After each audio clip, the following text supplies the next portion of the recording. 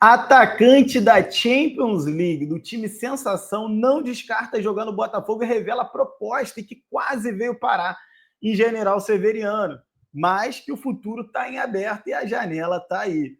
Olha aí, hein? Hoje é dia de clássico no Rio de Janeiro, finalmente vai começar a verdadeira temporada, no dia 29 de janeiro de 2025. Botafogo e Fluminense fazem o primeiro clássico da temporada. O time titular do Fluminense já estreou e agora vai estrear o do Botafogo. Se você não me conhece, meu nome é Manuel Thiago, eu estou aqui todos os dias trazendo 3 conteúdos para te deixar por dentro de absolutamente tudo sobre o futebol brasileiro e, claro, sobre o Botafogo. Se você gosta desse tipo de conteúdo, já me segue aqui, já somos mais de 140 mil apaixonados pelo Fogão aqui, seguindo o canal do Manel em todas as redes. E larga o dedão no like para você me ajudar a fazer esse algoritmo distribuir para cada vez mais irmãos de camisa botafoguenses esse conteúdo. Legal?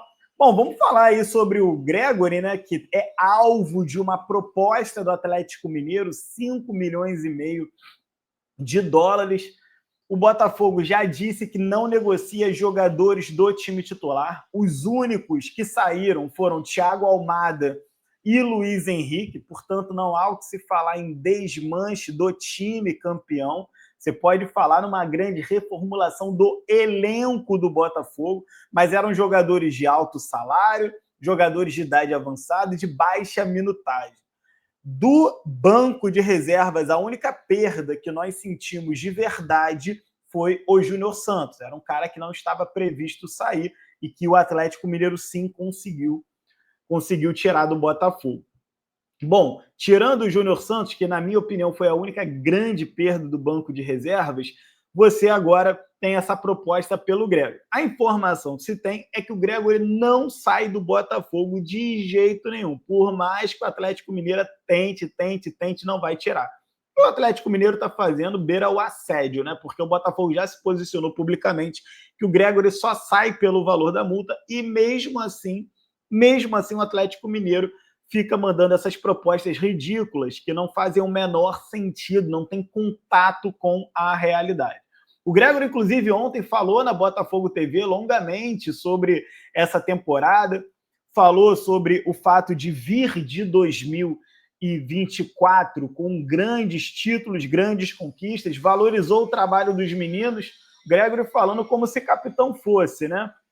Ou seja, valorizando o trabalho dos meninos que se apresentaram um pouquinho antes, que conseguiram conquistar 6 pontos.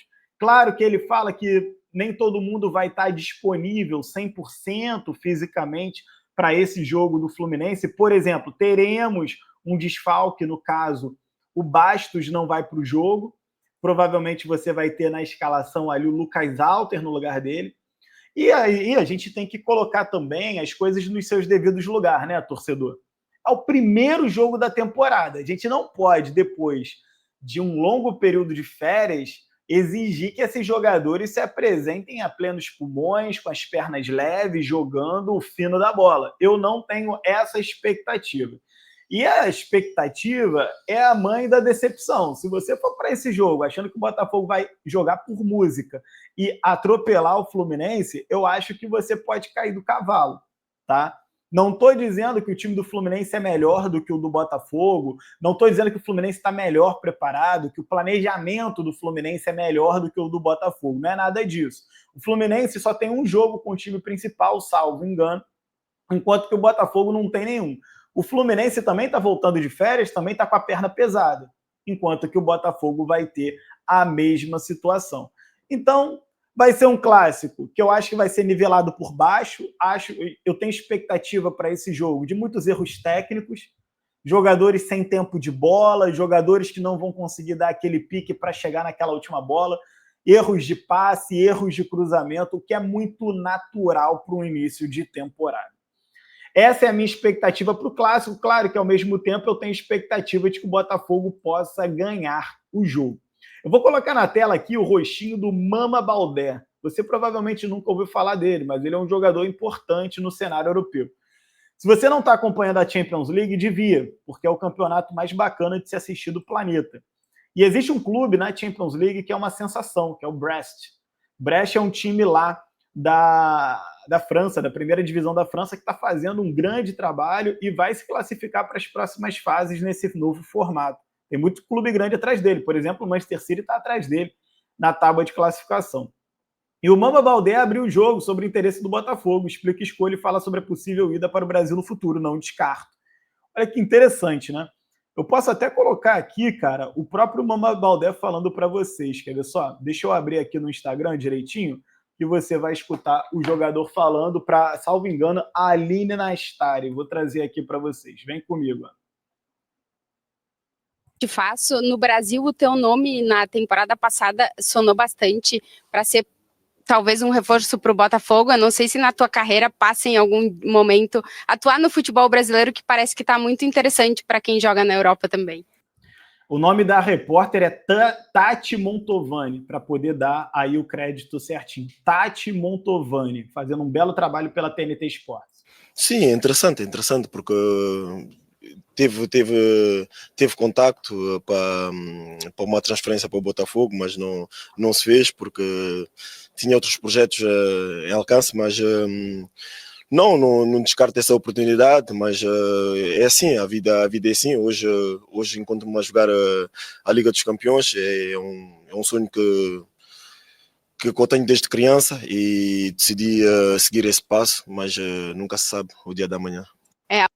Então, bem interessante, né? Você tem um atacante que hoje é um destaque de um clube que também é um destaque na Champions League, falando da possibilidade de um dia ele jogar no Botafogo, dizendo que houve a proposta, mas que ele tinha outros planos. O cara tinha um sonho desde a infância de jogar uma Champions League, e quem é que aqui vai julgar o cara de querer jogar uma Champions League, né? Eu, pelo menos, não julgo. Se ele tivesse vindo, ele teria sido campeão brasileiro e da Libertadores, né? Então, porra, talvez fosse melhor para ele, para a carreira dele, né? Com o Brest, dificilmente, por mais que o Brest seja uma sensação, ele vai conseguir conquistar a Champions.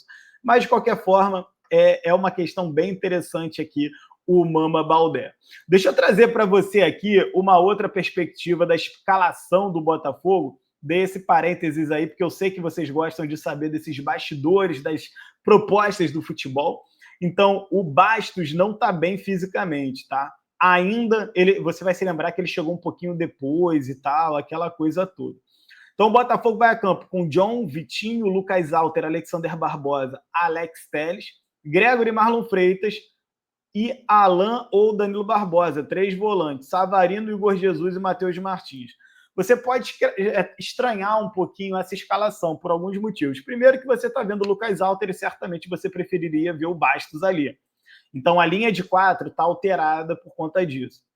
Na ausência do Almada, você vai ter Alan ou Danilo Barbosa fechando uma trinca junto com Marlon Freitas e Gregory. Por quê? Porque o Botafogo não tem um camisa 10, porque o Botafogo não conseguiu contratar um camisa 10. Tá? Essa é que é a verdade. Se o Bitelo estivesse no Botafogo, provavelmente Alan e Danilo Barbosa, que está cogitado ali, estariam no banco. O Savarino estaria como camisa 10 e o Bitelo aberto como ponta esquerda. É como eu imagino que o próximo técnico do Botafogo vai tentar encaixar o Bitelo, caso o Bitelo realmente feche com o Botafogo. Como o Bitelo não está aqui, o Botafogo vai de 3 volantes.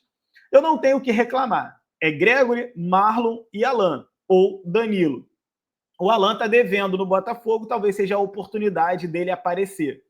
O Danilo a gente já conhece, é um jogador que consegue fazer boas partidas. Então, assim, vai perder em criatividade, não tem como comparar tendo um Almada no time. Óbvio que perde em criatividade, mas ganha em consistência no meio-campo, né, cara? Dificilmente você vai ver um Botafogo perder um meio-campo para o Fluminense se você tiver Gregory, Marlon Freitas, Alan, ou Gregory, Marlon Freitas e Danilo Barbosa.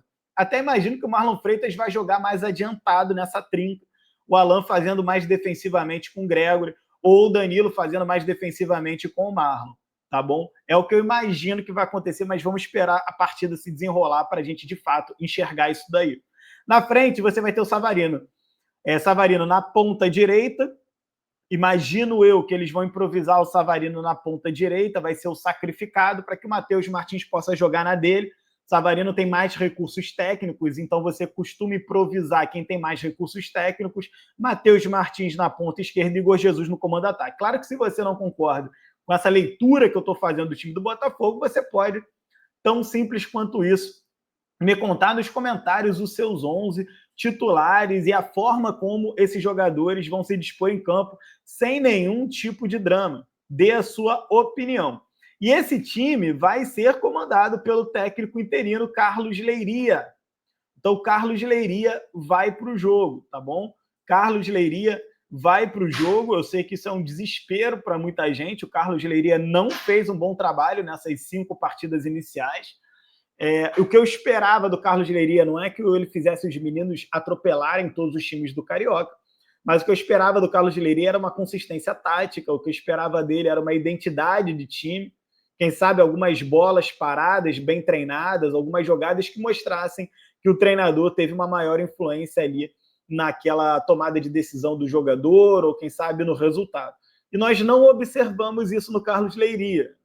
Aquele expressinho do Botafogo em que pese, muito da responsabilidade tem que ser colocada sobre os próprios jogadores. Eu não sou o cara que culpa o técnico por tudo, eu acho que os jogadores têm muita responsabilidade naquilo que eles fazem em campo, nem tudo é culpa do treinador, mas eu acho que o Carlos Leiria realmente ele não está pronto para esse desafio no Botafogo. O Botafogo tem o volante Patrick de Paula pendurado, tá bom? Tem o volante Patrick de Paula pendurado ainda. E o Carlos Leiria também está pendurado, por incrível que pareça. O Bastos é o único que está se recuperando aí, tipo, para pré-temporada. O atacante Arthur ainda não foi regularizado no bid, e isso preocupa. O Arthur, ele iria para esse jogo, pelo menos para o banco de reserva, para poder estrear no segundo tempo, mas o Arthur ele não foi regularizado no bid. Tomara que eles consigam regularizar o Arthur a tempo para a final contra o Flamengo. Sim, hoje jogaremos contra o Fluminense, domingo contra o Flamengo. Por isso que agora eu estou dizendo com todas as letras que a temporada começou, porque agora você tem um clássico, agora você tem um jogo de Série A, agora você tem um jogo com alto nível de competição para que você possa, no domingo, jogar contra o Flamengo valendo uma taça. Então, tudo isso é muito importante. O time do Fluminense também tem algumas complicações. Por exemplo, o Ganso teve aí uma miocardite, né? Miocardite. Provavelmente o Ganso não vai para o jogo, tá? O Ganso provavelmente não vai para o jogo. Claro que o Ganso não estar na partida é uma coisa importante. O Renato Augusto está com uma luxação no ombro. Em função disso, o Renato Augusto também não vai para o jogo. O Fluminense é o 8º colocado na competição. Tá te dando o contexto do Campeonato Carioca. O Fluminense é o 8º colocado e o Fluminense tem os mesmos 6 pontos do Botafogo. Só que o Botafogo ganha do Fluminense em relação aos critérios de desempate. Portanto, se o Botafogo pretende ir às semifinais e não ser tri da Taça Rio, é importante que o Botafogo vença esse confronto direto com o Fluminense, porque dificilmente o clube que ganhar hoje, caso tenha um vencedor e não seja empate, né, dificilmente o time que ganhar hoje não se classificará para a final da Taça Rio. Então isso é importante. O Ares e o Thiago Silva são dúvidas por conta do gramado sintético, segundo o GE. Isso aqui é uma grande palhaçada. Falar de gramado sintético para colocar como em dúvida Thiago Silva e John Arias claramente é jogar para a galera, é claramente querer fazer uma pauta negativa. A gente sabe que o GE tem uma linha editorial bem complicada, porque um jornalismo sério não pode trazer dessa forma, né? No mínimo, eles deveriam falar, olha, o Fluminense alega isso, o que não encontra base em nenhum respaldo técnico e deveria trazer a opinião do Botafogo. Se você quer trazer que o time adversário diz que não vai escalar um jogador por conta do gramado, então que você traga uma fala também de um representante do Botafogo que certamente vai desqualificar essa bravata trazida pelo Fluminense. Na medida que você só dá a versão de um dos lados da história, você mostra o viés editorial deste jornal, que não tem preocupação em fazer jornalismo com J maiúsculo. Essa é a grande realidade. Sei que os amigos do GE assistem esses vídeos, muitos deles que eu faço, e ficam chateados, mas a verdade é essa. Provavelmente estão silenciados aí pelos seus editores, pelos seus diretores, e não podem fazer as matérias que jornalisticamente teriam interesse em fazer. Gostaria muito de ouvir, por exemplo, o treinador interino do Botafogo sobre a questão do gramado. Gostaria muito de ouvir o Tairo Arruda, CEO do Botafogo, se posicionando sobre a postura do Fluminense, mas o GE não nos dá essa oportunidade, porque não tem interesse em fazer um jornalismo com J maiúsculo. Bom, esse é o vídeo da manhã, fica aqui feito o pré-jogo do Botafogo. Eu posso voltar a qualquer momento com mais informações sobre o Fogão. Grande abraço para vocês que ficam e fui!